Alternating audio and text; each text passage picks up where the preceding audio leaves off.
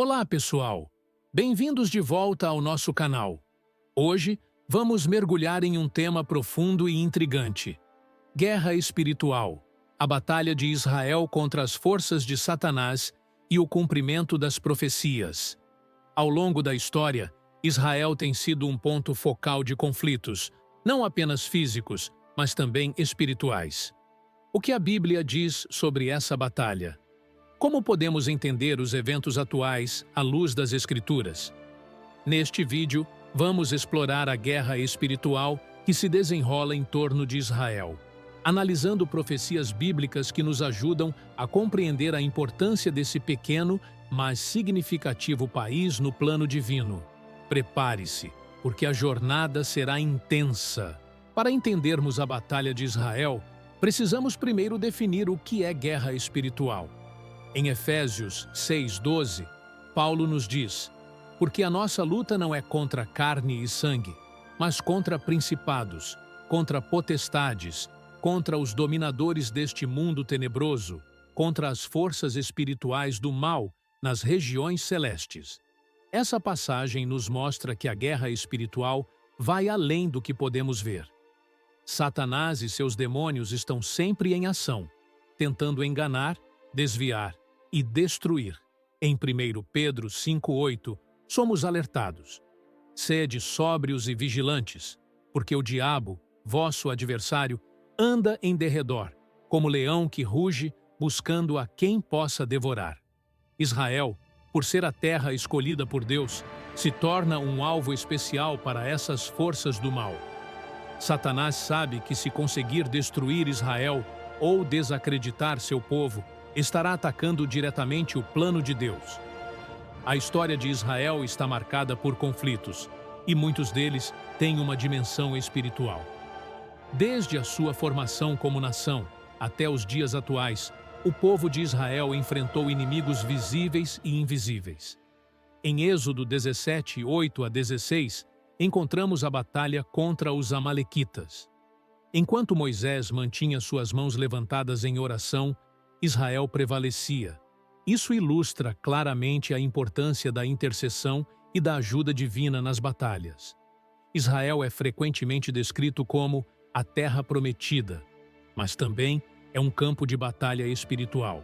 Em Deuteronômio 30:19, Deus diz: os céus e a terra tomo hoje, por testemunhas contra vós, que pus diante de vós a vida e a morte, a bênção e a maldição. Escolha, pois, a vida, para que vivas, tu e a tua descendência. Essa escolha entre vida e morte reflete a luta contínua entre as forças de Deus e de Satanás. Além disso, a história da idolatria em Israel, como mencionado em Juízes 2:11-13, mostra como o povo muitas vezes se desviou de Deus e se entregou a deuses estranhos. Isso não é apenas uma questão de desobediência, mas de uma batalha espiritual em que Israel estava perdendo, permitindo que as forças do mal entrassem. É importante ressaltar o pacto que Deus fez com Israel. Em Gênesis 12:1-3, Deus chama Abraão e promete fazer dele uma grande nação. E de ti farei uma grande nação, e te abençoarei e engrandecerei o teu nome, e tu serás uma bênção. Este pacto não é apenas uma promessa a um homem, mas um compromisso de Deus com todo o povo de Israel. Este pacto é um ponto focal nas Escrituras, pois, em Romanos 11:29, lemos que os dons e a vocação de Deus são irrevogáveis. Isso nos mostra que, apesar das dificuldades e do pecado, Deus ainda tem um plano para Israel. A guerra espiritual em torno de Israel é, portanto, uma luta pelo cumprimento dessas promessas divinas. Quando olhamos para a história, vemos que Israel, mesmo em sua rebeldia, sempre voltou ao caminho de Deus. Em Jeremias 31:31-33, Deus promete uma nova aliança com a casa de Israel, indicando que ele nunca abandonará seu povo. Agora, vamos nos aprofundar nas profecias que cercam Israel nos últimos dias.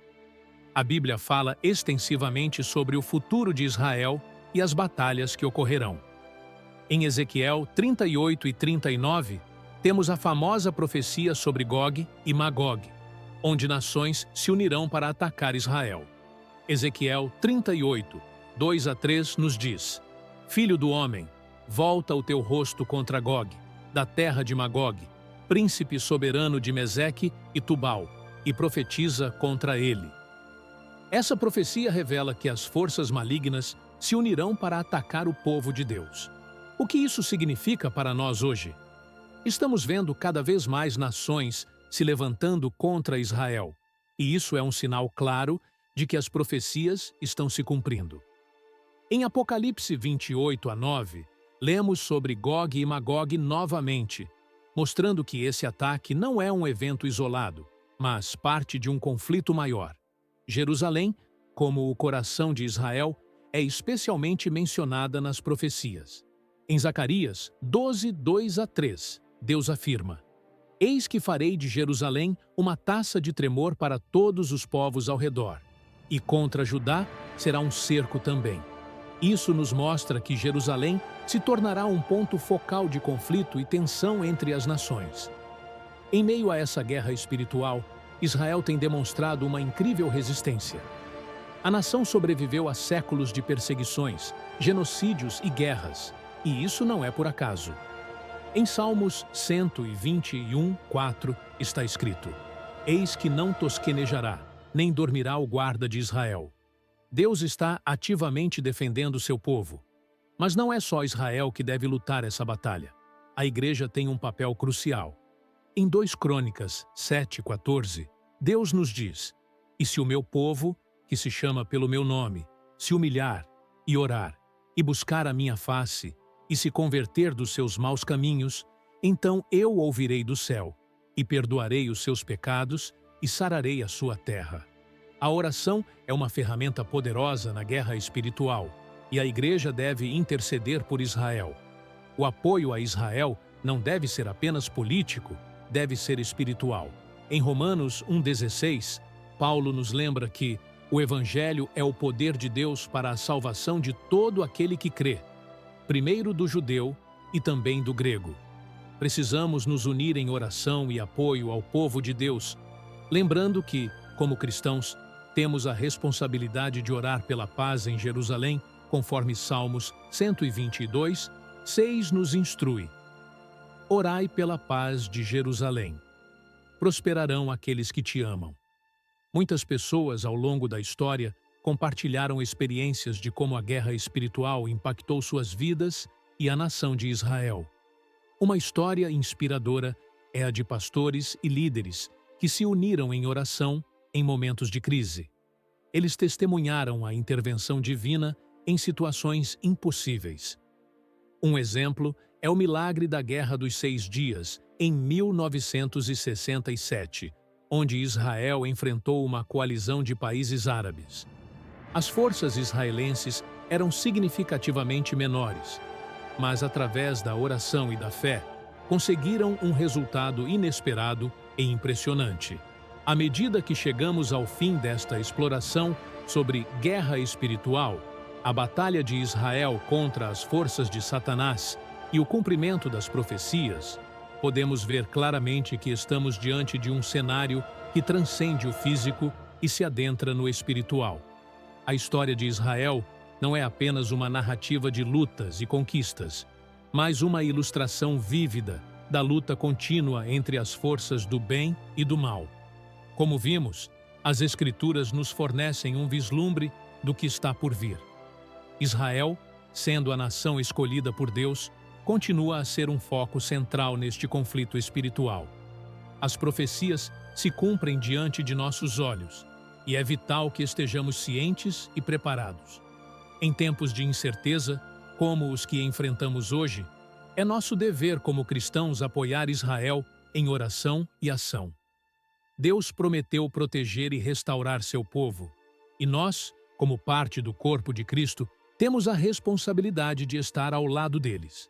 Lembremo-nos de Efésios 6, 10 a 18, onde somos chamados a vestir a armadura de Deus, não apenas para nossa proteção, mas para a batalha que travamos em favor do povo de Deus e da verdade divina.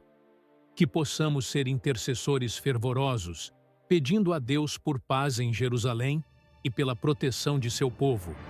A guerra espiritual é real, mas sabemos que a vitória já foi garantida através de Jesus Cristo, que triunfou sobre o pecado e a morte.